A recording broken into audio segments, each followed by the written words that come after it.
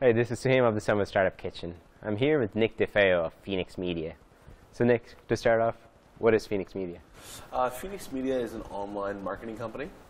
The easiest way to explain it is that our company partners with around 7,500 sites, and we buy up their ad space and resell it to clients. So what kind of companies do you specialize in for internet? At the moment, we're exclusively on the video game side, so we work with video game publishers, guys like Nintendo, Microsoft, EA, Activision, whoever's out there is really who we're working with. Cool, so how did you end up starting this?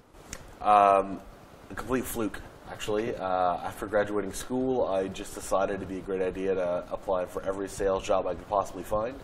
I got in with a company in Montreal that was doing this, and 4 years later, we parted ways, and I launched the company doing the same thing. Doing that by yourself, Yeah. Was that challenging? Big challenge, especially the first year, because I really was on my own. So it ended up being 12, 14-hour days and 7 days a week, and it was a lot more work than I anticipated, but it's worked out so far. Okay, so it seems like a hard industry for somebody to get into because it seems like it's all about knowing people, knowing companies, and so on. So how was that once you moved out of a big city like Montreal? Well, funny enough, Montreal is very much ingrained in the video game culture. The downfalls at Montreal is on the development side. So no marketing dollars are actually spent from Montreal. Everything is spent out of places like Los Angeles and San Francisco.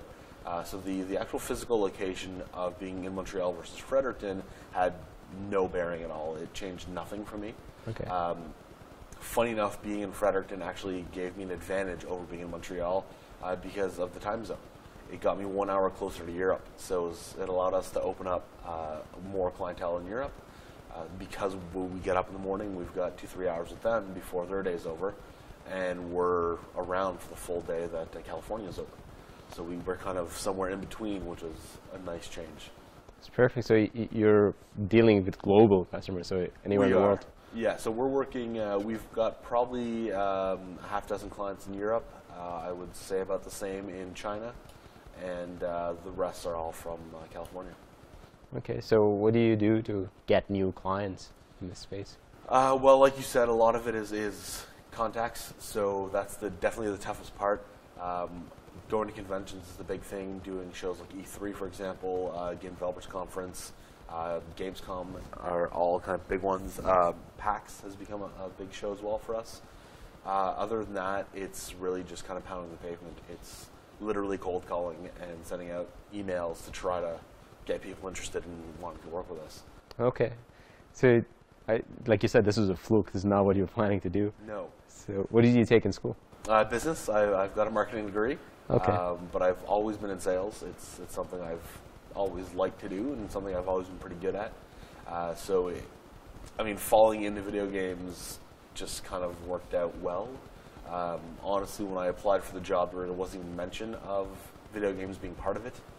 So I walked in under the guise of doing something else for this company, and then they decided that they wanted to branch out into the video game ad space.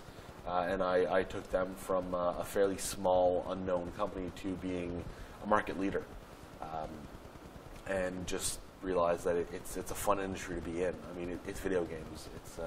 It's probably a little better than banking or something else I could have ended up doing, and it's just a lot of fun. It's a lot of people who are between the ages of let's say 25 to about 32-ish who are working with multi-million-dollar budgets and get to call all the shots. So it's fun, it's fast-paced, it's vibrant, and it never changes. It's always busy.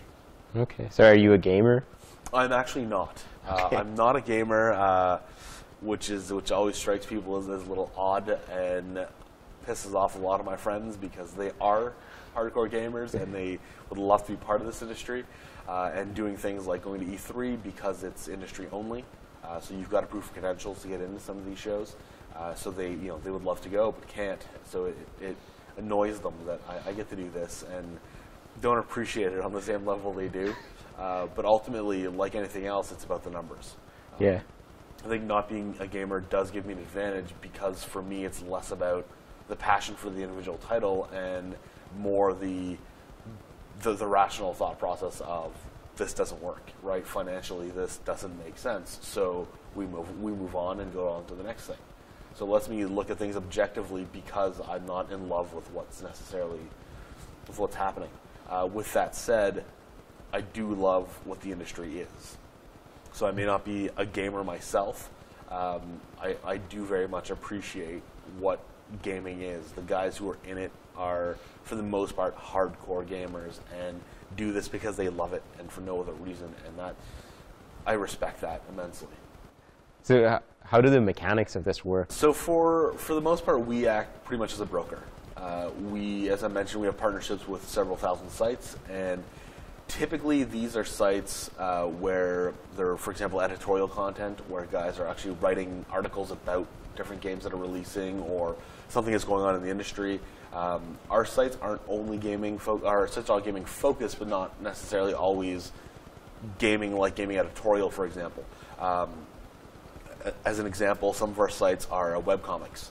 And the reason they work is not only do they reach males 18 to 34, which is the key demographic, but they also are gaming-themed webcomics.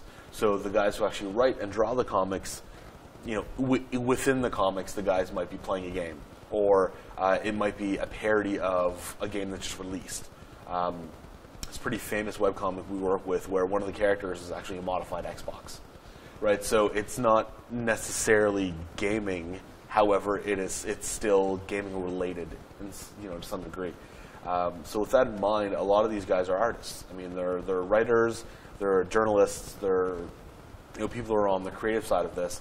They're not business people. They all started off having this little blog and decided that this is what they wanted to do with their life, and now they had to make money from it.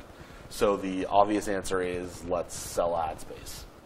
The problem is most of them don't know how to do that and don't have the contacts. So we come in and act as their marketing arm and basically help them monetize. All right. So you have to reach out sort of on both ends. Absolutely. So it's part of it is reaching out to actual clients, and another part of it is reaching out to content providers, which can be a big challenge because you're looking for fresh eyeballs all the time. You're looking for new people. You're looking for not only for a new audience, but you're also looking for site owners who can be cooperative with what you want to do. We do a lot of things in addition to standard, banner ads, where we'll actually get the sites to do like site integration into what they're doing. So, for example, we'll work with someone like an Activision and get a trailer for the new game, have these guys write an editorial about the game, and throw the video right in the middle of the page. So these are types of things that we of course can't ask clients to pay for because it's journalism. So we can't be buying opinions, right? I mean, we have to have the articles be unbiased and the whole deal. So we give it away as kind of an added value to an ad buy that we want to do on the site. So it benefits it means that the journalist isn't losing their time either. But it also means that we're now able to offer more than just a standard ad, right? And that's a big play in the market, especially now, is we're looking beyond just advertising. We're looking for user interactions. We're looking for, who is legitimately interested and how long are they spending on these pages reading these articles, and how often do they come back to these sites, and why do they read these sites, and that kind of thing. So these elements become a lot more important to advertisers, to gaming companies, because they know they're not just getting eyeballs, they're getting people who actually are doing more than just showing an ad. They're actually talking about a game and getting people involved. We have some sites that will do things like in-game activities. You'll see that a lot with online games, so games like World of Warcraft, for example, where World of Warcraft spends a lot of money marketing games and trying to get people back into games. And one thing we brought to them not long ago was, why don't we get one of our site owners to actually host an event in your game? So by doing that, users have to log into the game and play. So you're getting people back into the game who maybe have lapsed or have decided. World of Warcraft sees that a lot, where people play for a couple of years and then stop. And this kind of gets them back in. It also gets new users who've never tried the game to go in and play with someone they're a fan of. So, for example, if they're reading these webcomics or they're reading articles from these people, they may be interested in actually getting to spend time with these people online. So it's a way for us to kind of bring the social side into the advertising we're doing. Final question, Nick. So if somebody's thinking of starting their own business, what advice would you give them?